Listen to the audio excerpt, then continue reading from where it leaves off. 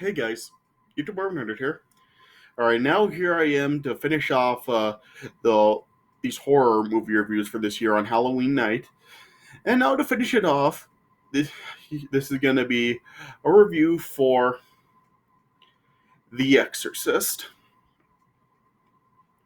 So like I said at the end of my last review, this movie really is like considered by many to be like one of, if not the greatest horror movie of all time, as well as considered by a lot of people to be the scariest movie of all time. Yeah, I mean, if you know the stories about like when this film was originally released, you do know like how bad this film really did scare a lot of people. Like people like ran out of the movie theater screaming, like they like vomited, they passed out. Like, yeah, this movie really did just like scare the living hell out of a lot of people when it was originally released, and even today, like a lot of people still are scared by it. Like I've heard stories about like people that have like watched this movie before when they were younger, and it just scared them so much that they haven't watched it again since. So this movie really did like really leave a big impact on people in terms of like how scary it really was for a lot of people. Yeah, and plus, yeah, what can you really like say about this film? Like this film, like it was released in 1973, and yeah, and back then, like it really did break like a whole bunch of box office records, and yeah, and it was also like the first horror film that was actually like nominated for Best Picture at the Academy Awards. So yeah, so this film really did just like really leave like a huge impact on not only like the horror genre but the film industry. Well, yeah, and of course, yeah, this film really is just like a classic. Like, yeah, like I've said about like a lot of these movies that I have reviewed this month. Like, if you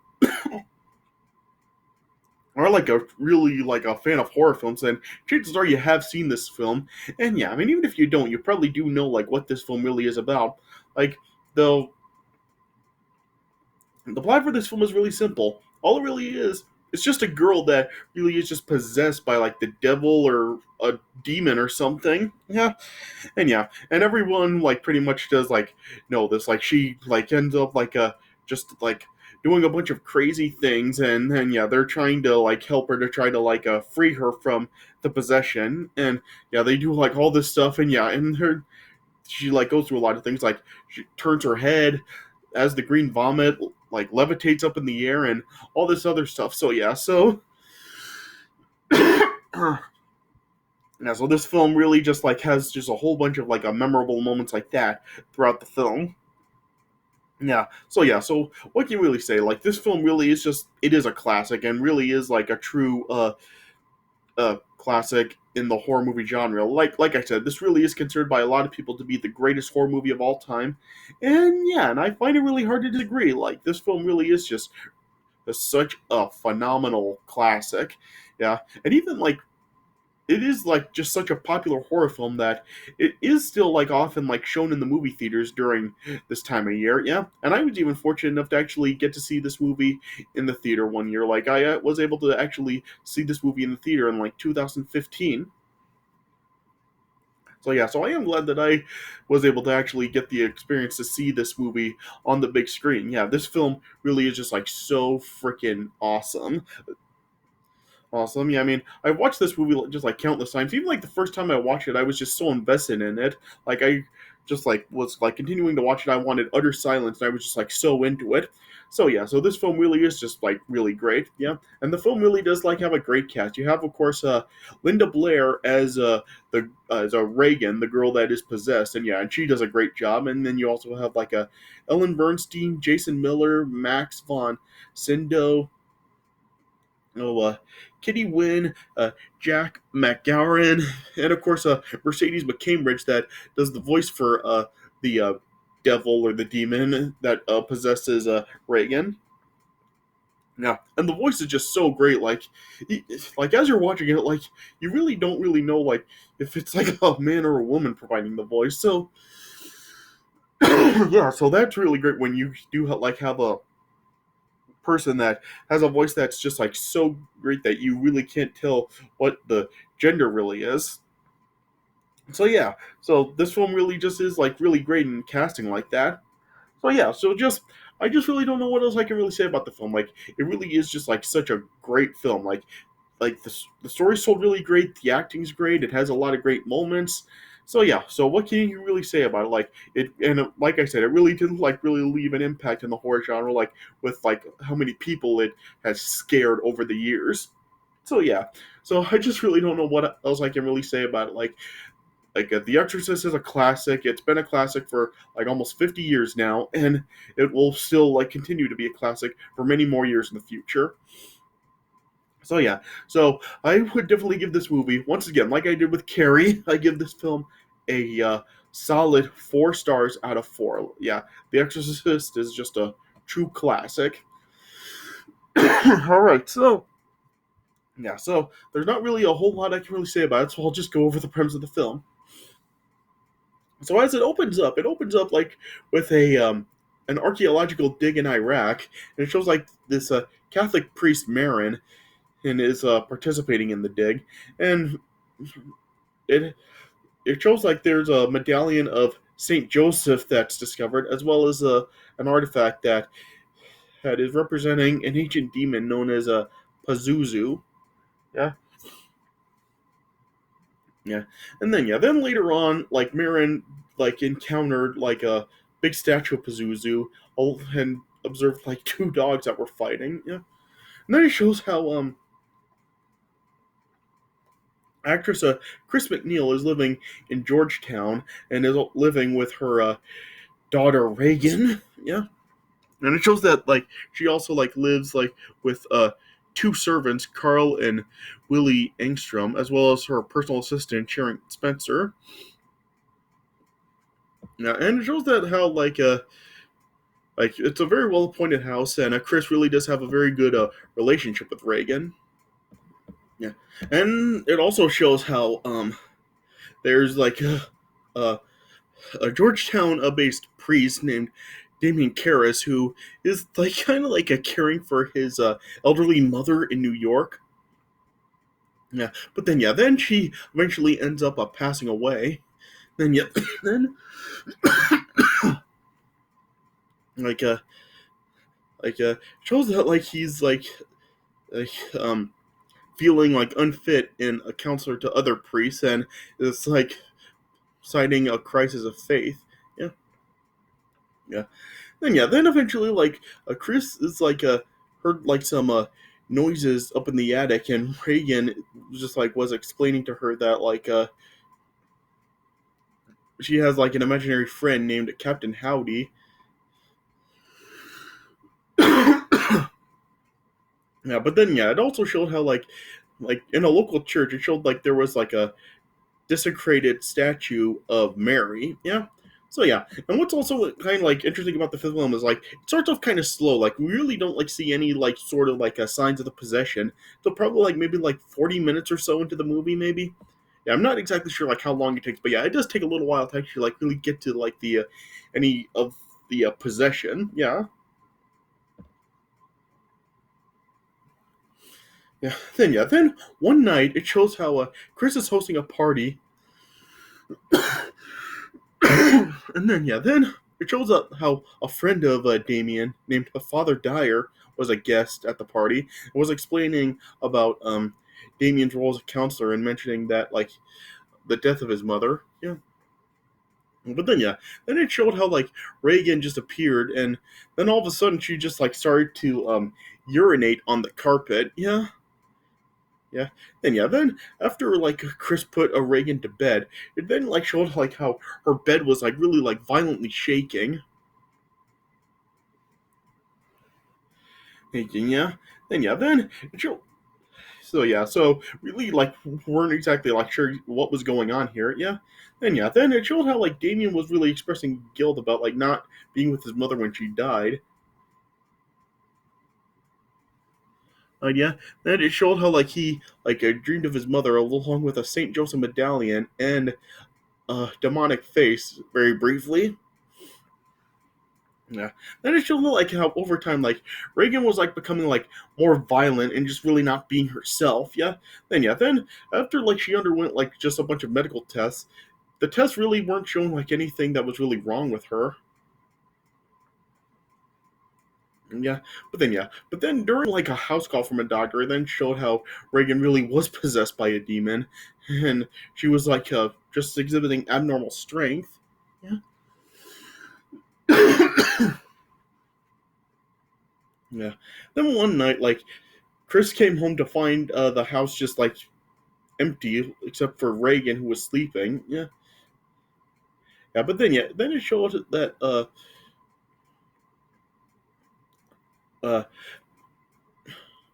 one of Chris's friends, Burke Dennings, was then found dead, dead right on the at the foot of an outdoor staircase, which was right beneath Reagan's bedroom window. Yeah. Then as uh, Damien was being questioned by a detective, like it was it was like revealed that like Denning's body was like found with the head turned backwards. Yeah. Then yeah, then over time it just showed how like Reagan was like getting even worse, and her body was just like covered in sores. And then then it showed just how like she was stabbing herself with a cross, and even like slapping her mother. Yeah, then just seeing how bad Reagan was getting, then it was like mentioned to Chris as for an exorcism as a remote option, and but and then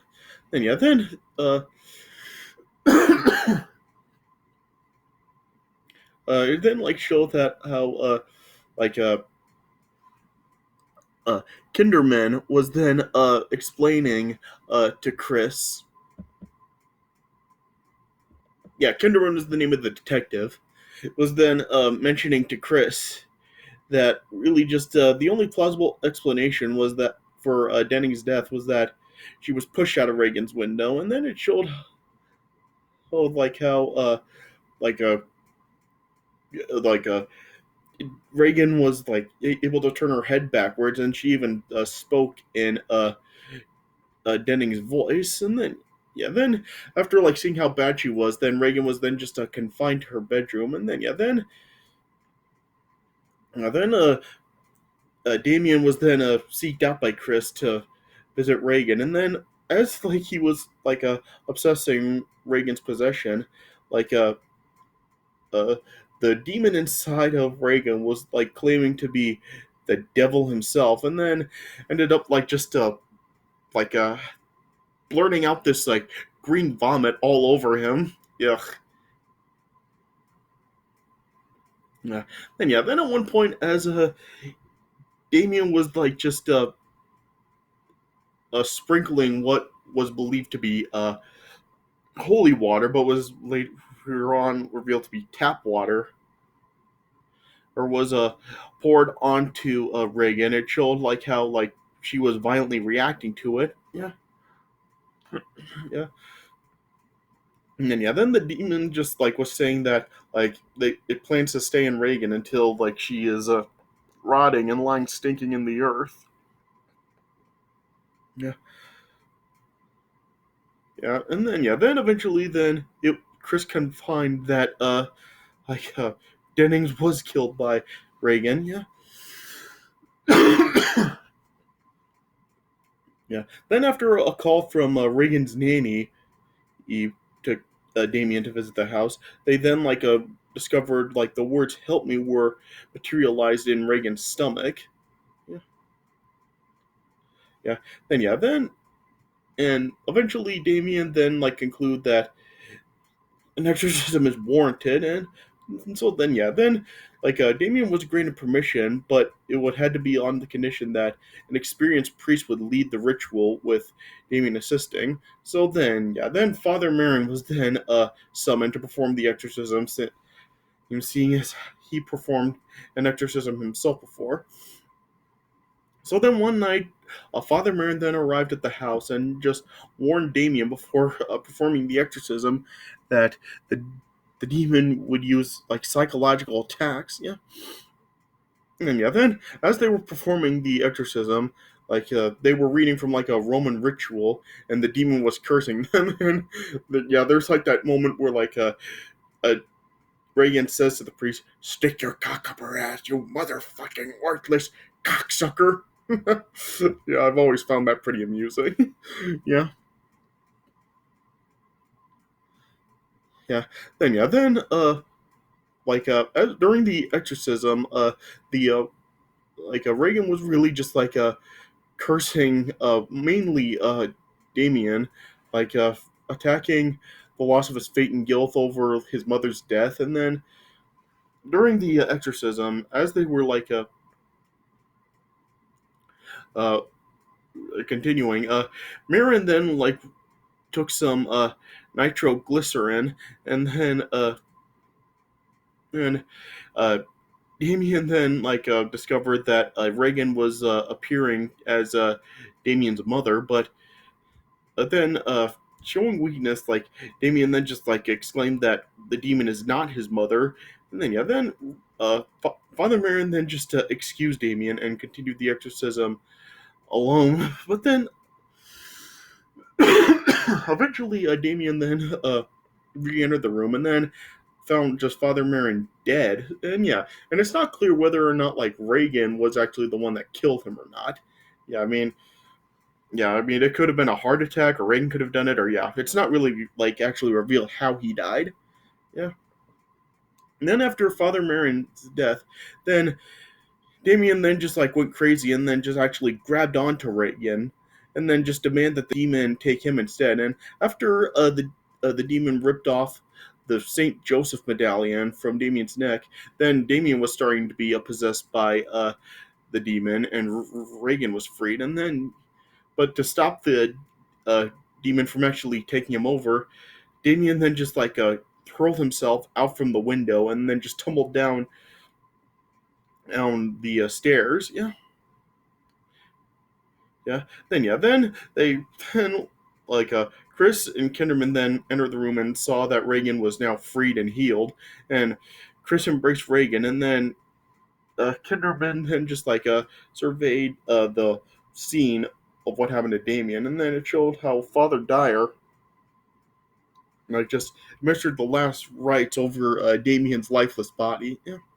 Then it just cut to sometime later as Chris and Reagan were then uh, leaving their home, and then as they parted ways with Father Dyer, it was like revealed that Reagan really had no memories of the possession. Then she just like said goodbye to Father Dyer and even kissed him when she like saw like the clerical collar. Yeah. Then yeah, and then before they actually then took off, Chris then gave Father Dyer the medallion from Reagan's room, and then the final shot of the movie was just Father Dyer just standing over the stairwell that Damien died on. Yeah, and that's how the movie ended. So yeah, of course, this movie did spawn like some other sequels and stuff where like you had other demons all around, but yeah, they really didn't do so well. But yeah, this one still is just like an absolute classic. Like I said, it has been regarded by a lot of people to be like the greatest horror film of all time, as well as the scariest horror film of all time. And yeah, and it really was just like revolutionary with like breaking the box office records at the time. I'm being nominated for an Oscar, and of course, like the impact that it had with scaring people in the theater when it was originally released. So yeah, so what can you really say about it? Just yeah, The Exorcist is just a true classic. It's been one for almost 50 years, as I said, and it will still be one for many more years in the future. So yeah, so like I said, I give this film a solid 4 stars out of 4. Yeah, chances are like if you're a horror movie fan, you have seen it, but if by some change you haven't, definitely give it a watch because it is a true classic. All right, so yeah, so I guess that's all I can really say about it. All right, so this does it for my review of The Exorcist. So I hope you guys did enjoy this review, and I hope you guys did enjoy these horror movie reviews that I did it all through tonight on Halloween. Yeah, but by the time this gets uploaded, it's probably going to be November 1st. But yeah, as I'm recording this, it is still Halloween. So I hope you guys really did enjoy these reviews. And yeah, and like I said, tomorrow I will be go seeing Halloween Ends, and tomorrow I'll make the video giving my thoughts on that film. So stay tuned for that coming tomorrow. All right, but I hope you guys enjoy these horror movie reviews all through Halloween this year. So thanks for watching, and I'll see you guys later.